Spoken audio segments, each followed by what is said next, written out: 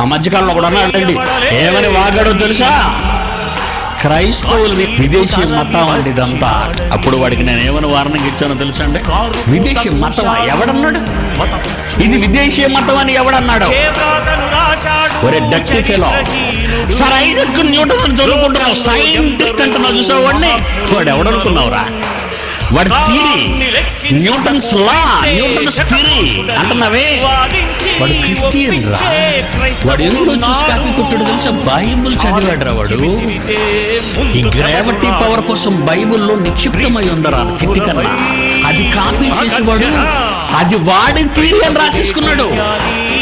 కానీ Bible theory, నువ్వు విశ్వవిద్యాలయాల్లో, ఇండియాలో ఉన్న ఎన్ని విశ్వవిద్యాలయాలు ఉన్నాయో ఆ విశ్వవిద్యాలయాల్లోకి తెచ్చుకున్న న్యూటన్స్ థియరీ ఎవరిదో తెలుసా? యేసుక్రీస్తురా పిచ్చి కన్నా. అది న్యూటన్ కాదు, వాడొక పెద్ద దొంగ. బైబిల్ను దొంగిలించిన మిలేనియం మహనీయులను మా టీవీలో మాట్లాడిన ఎపిసోడ్స్ లో మీరు చూశారు. సైంటిస్టులందరినీ ఎండగట్టేశాను.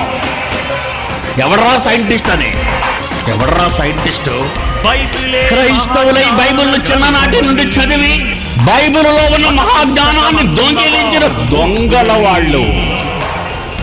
వాళ్ళు చెప్పింది శాస్త్రం, బైబిల్ చెప్తే విదేశీ మతమా? అర్థమవుతుందా లేదా మీకు? వాడు చెప్తే శాస్త్రమా, సైన్సా?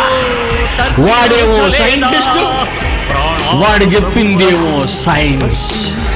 కానీ వాడు ఎక్కడి నుంచి తీసుకొచ్చాడు నీకు తెలుసా? నీకు కానీ, బాబుకి కానీ, బాబుకి కానీ బైబిల్ కాపీ కొట్టాడు. ఈ ప్రపంచం ఎవరిని మిలేనియం మహనీయులను అన్నదో వాళ్ళంతా బైబిల్ దొంగిలించారు అని మా టీవీలో ప్రతి ఆదివారం మాట్లాడిన నా మాటలు విన్నారు. ఒక